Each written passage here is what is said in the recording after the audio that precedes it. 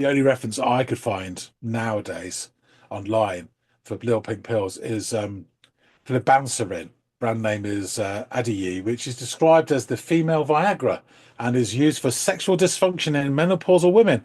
I do not think that Costello had that in mind when he wrote this song in 1986.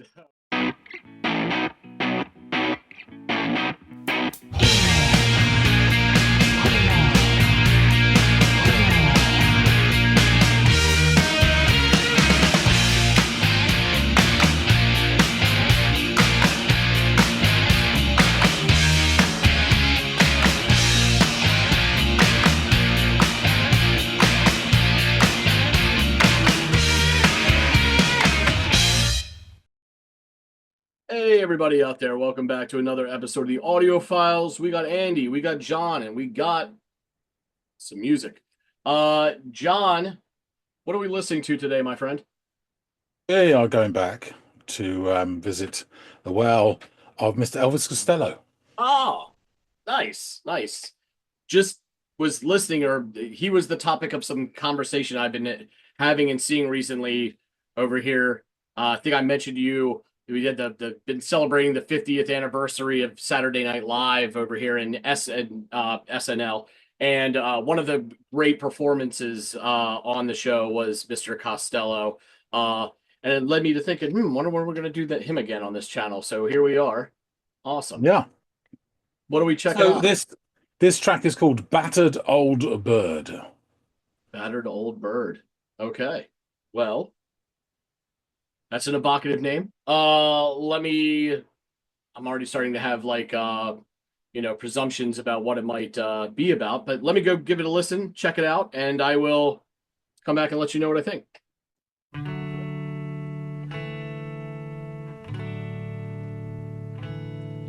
The landlady's husband came up to town today.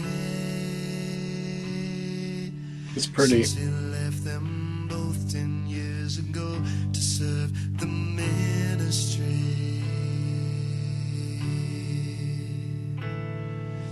The dark down road of his approach in constant rain was drenched. The tenant's boy said, "How do you do?" then swore in French. Did you teach this little child these curses on my soul?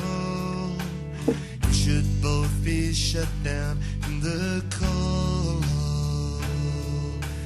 That's the way to treat a child who cries out in the night, and a woman who teaches wrong from right. Oh, he's a bad old bird. And he's living up an whoa. He's a bad old bird. And he's living up an whoa. There's a place where time stands still. You keep taking these little pink pills. This is an interesting kind of narrative thus far. It's really a story being told, and before I even press play, I assumed that the title "Battered Old Bird" was an allusion to a woman. And even when the song started, I thought, "Oh, okay, this is about the landlady or whatever, or the landlord's wife." But it's not. It's about this guy returning after a 10-year absence. It sounds like. Sounds like a bit of a jerk too, if I'm being completely honest. The way, I mean, I know kids aren't supposed to, behave that way, but it seems like an extreme reaction to, wish upon them being pushed down in the coal or something like that. And lashing out at the mother, I guess, as well, is what it sounded like. I don't know. Doesn't sound like a great guy, but it also sounds like he's got possibly his own demons from the what was revealed in the chorus there about the pink pills. Interesting stuff. His voice sounds great. It sounds great with that guitar. The music is really stripped back. Outside of a little tom hits here and there by the drums, it's holding down this role of just keeping the time. which is pleasant. It sounds really nice. It's just nothing crazy. At which I don't think to this point, if this is like kind of indicative of what the whole song sounds like, it's going to be really required of the drums to do any flashy, lavish flourishes or anything like that. The guitar is really pretty and it sounds really great with Elvis's voice too. The two of them together sound really nice. Um, so yeah, my instinct is to say focus on the narrative and the story being told here. Let's see how it progresses.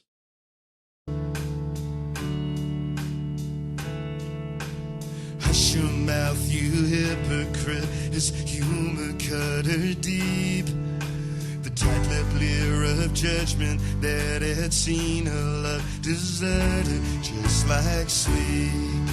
Filthy words on children's lips are better, my dear spouse, than if I were to speak my mind about this house.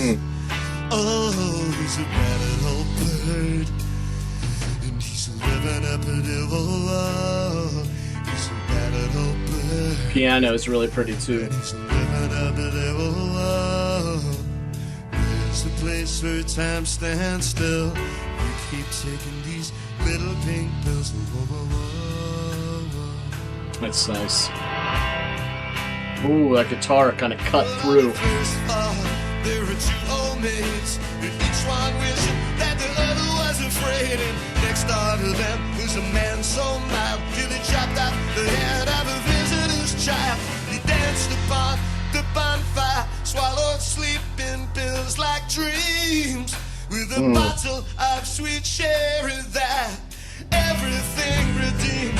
Whoa, he's a battered old bird, and he's living up there. Whoa, he's a battered old bird, and he's living up there. Whoa, there's a place where time stands still. You keep taking these little pink pills. Whoa, whoa, whoa.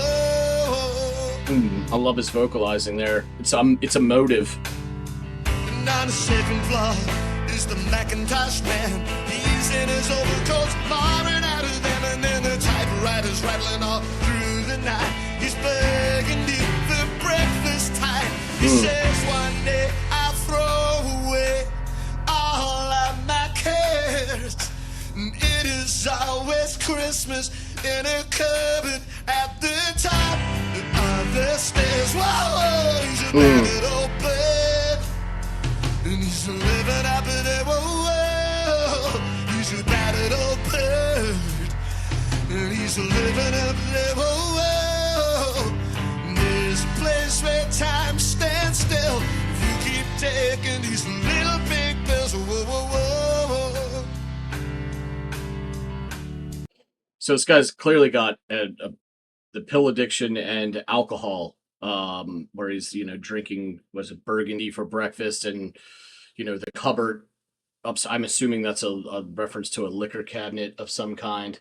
Yeah, this guy's tormented, and he's a real prick on account of it.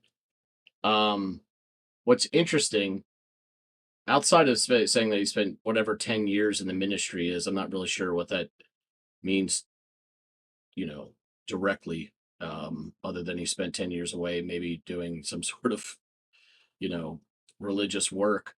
But I don't even know if that's what it means. It's interesting. But that's really the only glimpse you get of what got him here.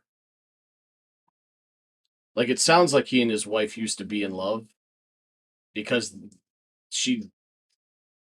we get glimpses into how she feels about things now, which suggests that she didn't before. I may be overreaching there. But yeah, something has befallen this man to get him to where he is. And I'm not really sure what it is. And that makes it all that much more intriguing. I doubt we'll even get some sort of resolution. And, maybe this guy doesn't, maybe we don't deserve to have a resolution to the story because this guy doesn't deserve to have his issues resolved. Maybe he's just kind of a lost cause. I don't know. It's really interesting. Elvis's voice, like that part where like the piano kind of sustained, and you could hear it very low, and he sang over top of it, and his voice is almost cracking. He's pouring a lot into this, and it helps convey the gravity of this of the story, the situation. Well, there's a boy, if ever there was, who's gonna do big things. I guess that's what they all say, and that's how the trouble begins. I've seen them rise and fall, been through their big deals and smalls, and you'd better have a dream that goes beyond four walls. You think he should be sent outside, playing with the traffic, when pieces of him are already scattered in the attic. Oh.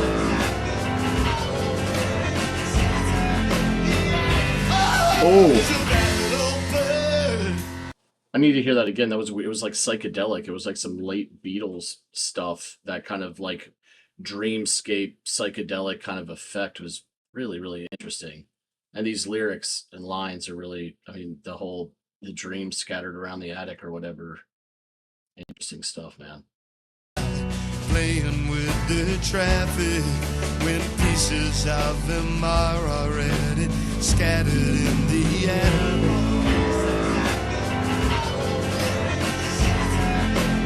Interesting. Oh, he's a bad old bird, and he's living up there. Whoa, he's a bad old bird, and he's living up there. Whoa. There's a place where time stands still. You keep taking these little big pills. Whoa, whoa, whoa.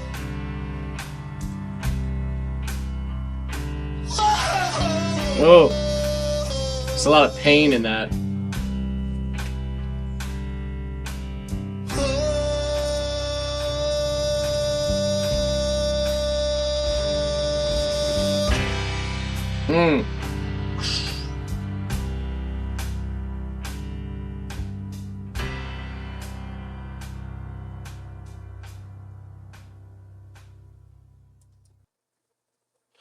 You know, the piano is kind of an unsung hero in this story. I just love the punch of it, and at times the sustain. Yeah. I mean, because the music isn't crazy or anything in this one, but it's tight, and it kind of plays its part, and it really helps carry the story that he's telling over top of it. Yeah, it's a super sad story, and again, we don't know what became of him beyond this song, him, the titular character, and we don't know what led him to this, um, other than that allusion to it having started in childhood, right? That he says in that one line that is kind of here and gone. But yeah, this is really evocative stuff, and interesting, and a hell of a story, and sad. Um, you know, I'd love to know if there was something that inspired this, or if it's just a little snippet of what unfortunately real life can be. People change and go through things and experience things that change them, and that affects the people who loved them for who they were before the change or the transition or whatever trauma would alter kind of their personality or their makeup. Just really cool stuff. Elvis's voice sounded great on this. I loved it would get emphatic at at some of the most emotional points throughout the song, which is excellent and tactful, and a great, mechanism to convey mood throughout the whole song. Yeah, I really, really enjoyed this. Again, the music wasn't the part that it was the story, but I think the music really helped. It was a very good supporting actor in this overall piece of art. that I really enjoyed, and because it's so evocative, I've got a lot of questions about, a little bit more clarity on the lyrics if I'm anywhere around correct in my assumption and what maybe inspired it, and hopefully, John could shed some light on that. So, let's get back to him. He goes bananas. He's back. So you've had to listen to the old battered old bird, otherwise known as Elvis Costello. What do you think of it all? I hope he isn't the battered old bird. I hope this isn't autobiographical, because dark stuff here. This one, which doesn't come as a huge surprise. But if I'm going, I guess I'll get into it. I'll sort of tell you how I was. My assumptions were kind of turned on their head early on as I started to really focus on the lyrics of this song, which is to take nothing away from the wildly complimentary music. But for me, probably my natural inclination anyway, but I think that is the intention of the song, is to be more of a narrative and a tale than just, a wholesale song. So yeah, some very pretty and kind of thoughtful sounding chords begin the song. And soon Elvis joins with this soft tone delivery of the narrative. And we're introduced to the landlady's husband, who's returning home after 10 years of serving the ministry. Now, am I taking that literally? Is that like he was off, preaching or involved in the church in some way, shape, or form? Or is this Oh, he's a DJ at the Ministry of Sound. I'm not buying it. Okay. He is greeted by the tenant's child, who then swears in French. And I don't think that was well received by the returning husband, who then questions if the kid was raised properly and contemplates throwing the mother and the kid into the coal or something. I assume he means like a mine, which, Jesus, dude. He then espouses that this is how you deal with children and mothers who don't fit the standards of behavior that he's obviously has set in his mind. And not for nothing, the guy's starting to sound like a bit of a jerk. I mean, this isn't like the kind of shit in the world. So during all of this, the drums are really stripped back to pretty much just handle the role of keeping time. But they're still really pleasant. And every so often, you'll hear like a touch on the toms, but everything else seems to be kind of like hi-hat or like keeping the beat on the cymbal. But it's still pleasant to the ear, it really is. Then we get introduced to what I assume is the chorus. And I got to say, this caught me slightly off guard from a lyrical standpoint. Hell, even before pressing play on this track, I imagined that the battered old bird was an allusion to a woman. So it sounds like he himself is the battered old bird in context to the title. He is the titular character. But yeah, I assume that this is going to be about like, a domestic violence situation, which, hey, given what he already said out the gate in the opening verse, I wouldn't put it past the motherfucker. But I mean, that's just the name sort of evoked that feeling in me. So yeah, I was shocked to learn that he was in fact the titular character. Clearly he's carrying the weight of some past trauma or affliction that keeps him taking these little pink pills. So he's not well. Like something either went down over the 10-year span when he was in the ministry, or it's what drove him to it and he never found closure on it. But that's the vibe I'm getting. The next verse kicks off and we're seemingly thrust into mid-conversation between him and who I assume to be his wife. At face value, it appears to be an argument about the child's behavior, but which then makes me think, oh, it's the tenant's wife or whatever. But I got a little confused. The waters were a little muddied here. But it gives us a glimpse into a larger, deeper issue, and that is the state of this relationship. As it would appear the well that was their love has dried up, and she's not getting any sleep. Though it doesn't sound like he's getting much sleep either as the song progresses. Or if he does, it's only via certain avenues that he takes. Another round of chorus, and he carries out. He starts. The more and more the song progresses, the more and more emotive Elvis gets during these parts, which I love. One of my favorite bits of the method of storytelling to add some zhuzh to and some emotive heft Yeah. or gravity to it. So I really appreciate that, because by the end of this thing, he's like wailing on the O's in the chorus. So really good shit.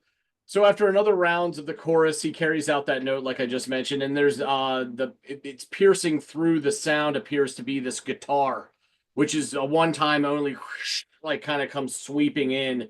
And it signals a shift in sound as we enter what would appear to be like a bridge with vocals. And this will be the first time, because I think I think it sort of creates a sandwich where this bridge is the bread and there's Yeah. a chorus in between them.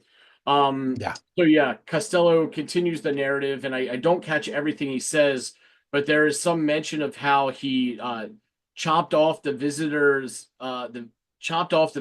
child and danced upon the bonfire, like chopped off the head of the child or something like that, and then danced on a bonfire. And swallowed sleeping pills like dreams with a bottle of sweet sherry. The lyrics are really good in this, but they're also really dark. I mean, this guy's chasing sleeping pills with medicine seems to be a recipe for disaster. Yeah. So yeah, he continues to sound like a real asshole, this guy, but one who's battling some sort of inner turmoil. He keeps buried beneath the surface with sleeping pills and liquor. And the chorus follows this, and then another iteration of that bridge, as I mentioned. And there's some reference to whatever the fuck a Macintosh Man is. I don't know what that is. You're gonna have to help me out on that one when the time comes. Whatever that is, we get glimpses of the man writing at his typewriter throughout the night, which follows with wine for breakfast. And it sounds like he believes the content of the liquor cabinet keeps him happy. I think he compared it to like Christmas or something like that. Like Christmas morning is in the cabinet upstairs or whatever he said. Interesting stuff. Yeah, he's clearly a lush and a pill popper. Another chorus is then followed by a verse, and interestingly, by the end of the verse, his voice seems faint, and then the sound of the music takes on this like late era Beatles psychedelic kind of sound. You know, that I don't know, magical mystery tour type shit that's happening here. It's really interesting. And it kind of evokes this the dream. I mean, there's allusions to dreams here, and it has this kind of like dreamscape, but also you're dreaming while under the influence of hella liquor and sleeping pills, so everything's out of focus and not quite right. Loved that mechanism too. Really cool, very interesting, very thoughtful for Mr. Costello to kind of employ that as a mechanism. Yeah, he talks about the old man's dreams being scattered around the attic, which is another interesting way of describing things. I just really enjoy those lyrics. I have to say again, I really enjoyed at this point. I'm noticing how Costello's voice becomes more animated and emphatic during each of the choruses as the song progresses. His wailing O's have so much hurt and emotion in them that really help convey the mood of the song and its titular character. The song comes to an end after the final verse, and you're kind of left wondering how, or like wondering about what might have come next for this battered old bird. The story didn't really resolve itself, and you don't get educated on how he got here or how he gets over where he is, which is interesting. You look at the fact that the song doesn't possess a resolution, and sort of like and this is how it ends, and maybe this guy doesn't deserve that. You know, and that's kind of interesting too. It makes you think, like, maybe the song doesn't deserve a tidy little tight bow on it because this guy is completely unfucking raveled. So I thought that was kind of interesting too. If he did that intentionally, I really appreciated that. I enjoyed the storytelling of the song, how it progresses. Musically, though, it didn't floor me, but the music did serve as a terrific canvas on which Costello crafted this really interesting and evocative story. And I enjoyed the overall package that was this song very much. So tell me more. I'm really intrigued by the character and what may have inspired the story as a whole. If there even, if I mean, if this wasn't just completely organic, or if something or someone may have inspired this kind of story. If you know that, I'd be really keen to find out. Okay, will do. Yeah. Yeah, so we have already covered Elvis Costello in a previous episode. Watching the Detectives live, Yeah. a very zhuzhed up version, Yeah. which some people appreciate as a mood in. There you go. So I'll put a link in with that, and I talk more about Elvis Costello and his career and stuff like that. So I'm just going to focus on this album and this track. The song is from Blood and Chocolate, his 11th studio album, and his 9th with The Attraction. So you get some sort of albums which are Elvis Costello. There's one called The Elvis Costello Show, and get others that are Elvis Costello and The Attractions. Sometimes they play with him and they're not credited, sometimes they are. It's a whole bag of fucking worms. Anyway, for this album, Elvis Costello, this for the album. Vocals, electric guitar, acoustic guitar, bellows, canes, knives, Vox Continental electric organ, harmonium, bass guitar, and tambourine. Steve Naive, the wonderfully named Steve Naive, piano and organ. Bruce Thomas, bass guitar, saxophone. Pete Thomas, no relation, drums and saxophone. And also on the album, Nick Lowe, who produced it, plays acoustic guitar on a couple of tracks, and Kate O'Riordan, who was sometime bass player for him and the Pogues and long-term partner with Costello for about 15 years, backing vocals on a couple of tracks. So the story is, Elvis had gone to America. He just released King of America, which is like a rootsy Americana album that he recorded with T-Bone Burnett and a group of session musicians. He had intended The Attractions to feature on half the album, but by the time they got to America, most of it was done and they were sidelined, sitting there watching, and they only actually appeared on one track on the album. Yeah, that went down well. The album performed really poorly commercially, and it was the first Elvis Costello album not to reach the top 10 in the UK in the charts. So he recamped back to UK, and he decided to build more on his earlier sound of his first couple of albums and the sound with The Attractions. So he reunited with producer Nick Lowe, which he hadn't used for a number of years, and he recorded this album in London with an understandable atmosphere of tension in the studio.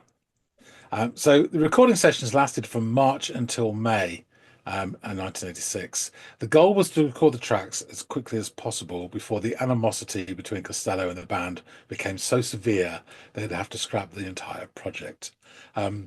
The band actually set up in a studio similar to rehearsal space.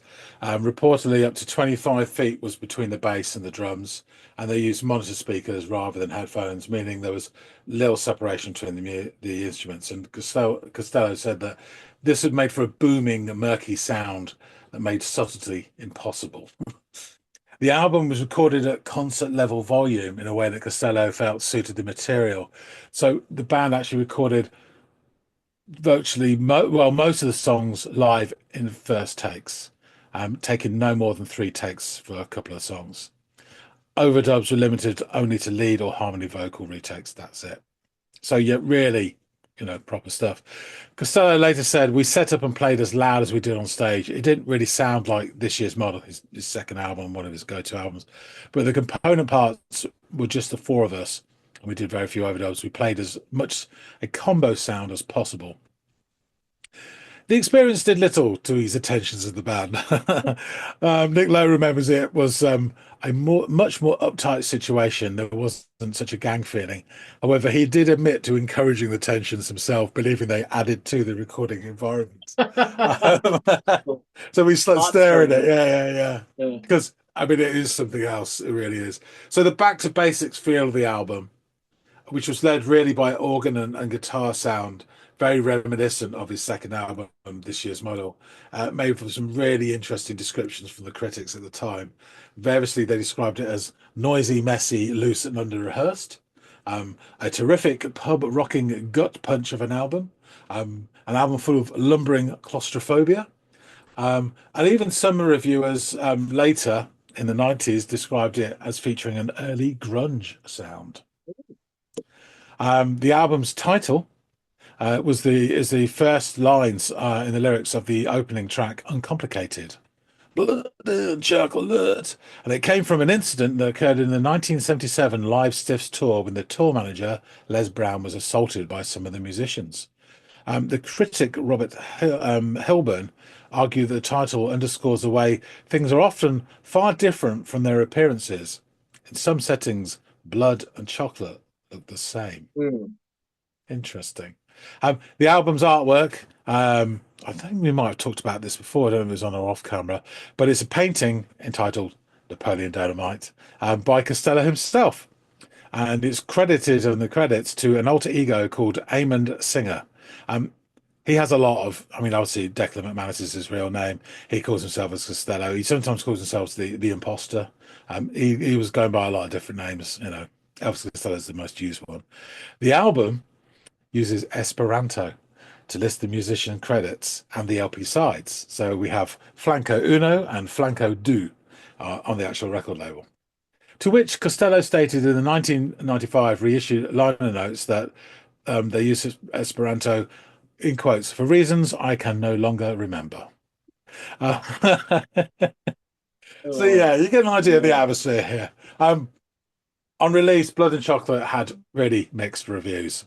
The return to the punch and anger of Costello's early work was equally welcomed and derided.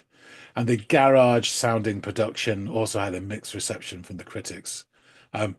Interestingly, as we now know the circumstances around the recording of this album, which the critics at the time didn't, the snarling hatred and the tension as part of the sound is always mentioned, is ever present in all the retrospective reviews.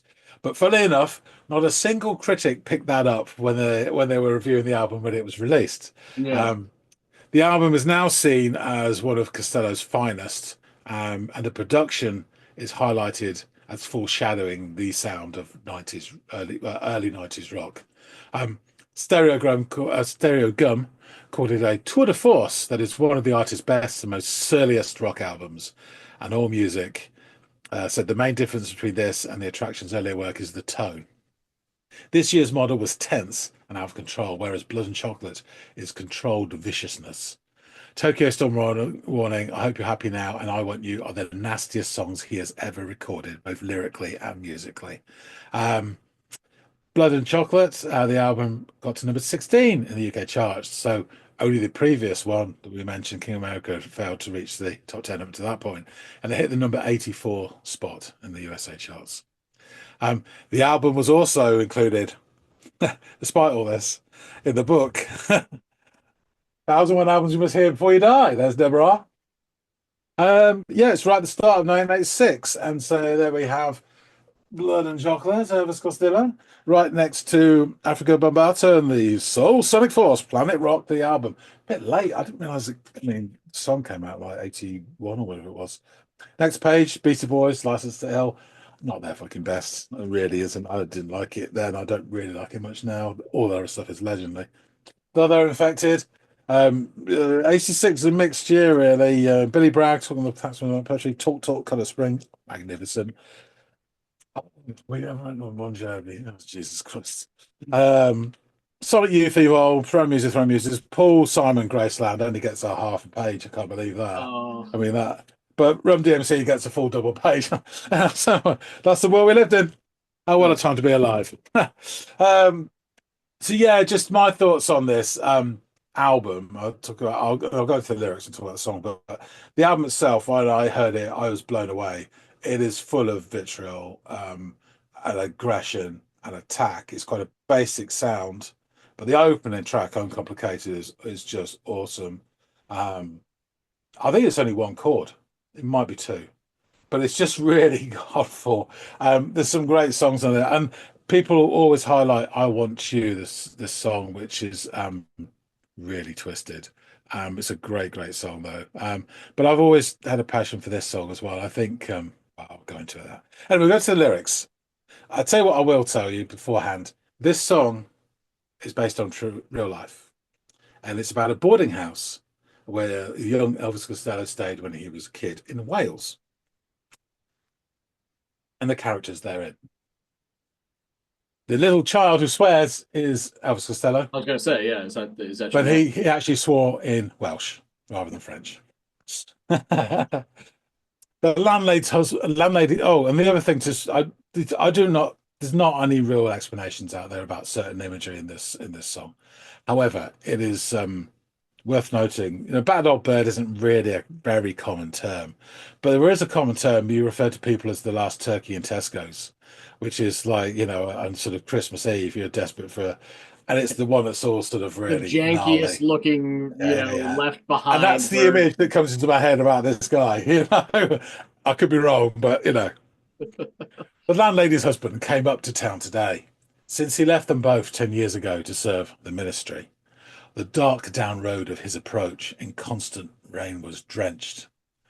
The tenant's boy said, "How do you do?" then swore in French. Brilliant couple of lines, that is.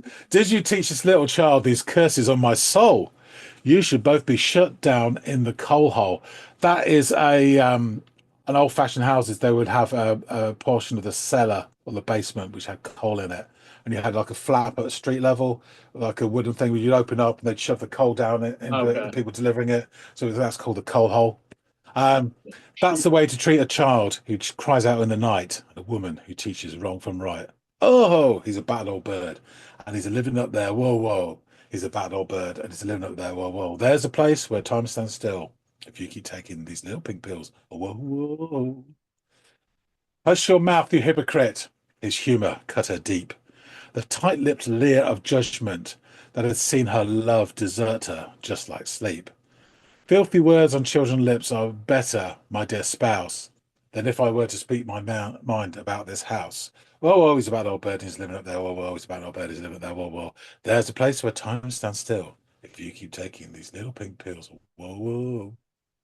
On the first, and then you say, right, there's this bridgy part, the trang, the Yeah. guitar comes in, and it's almost like it's uplifted the whole thing, and just a little bit of a pep in its step. On the first floor, there were two old maids, each one wishing that the other was afraid, and next door to them is a man so mild, till he chopped off the head of a visitor's child. He danced upon the bonfire, swallowed sleeping pills like dreams, with a bottle of sweet sherry that everything redeems. Whoa, whoa! He's about over. Interesting enough, just to interject, there is a forum. You can go and visit it if you want. That line with a bottle of sweet sherry that everything redeems. There's a full-blown argument that goes on for about 40 postings about the order of the words "everything redeems" or "redeems everything" and how it's significant. Unbelievable. Anyway, he's a bad old bird and he's living up there. Whoa, whoa, he's a bad old bird. He's living there. Well, there's a place for time to still if you can take in these little pink pills. Whoa, whoa, whoa. And on the first floor is the Macintosh man. He's in his overcoats more than out of them, and the typewriter's rattling all through the night. He's burgundy for breakfast tight. He says one day, "I'll throw away all of my cares." And it is always Christmas in a cupboard at the top of the stairs. Just to explain that, Macintosh man is just referring to someone who wears it's like a raincoat, Okay.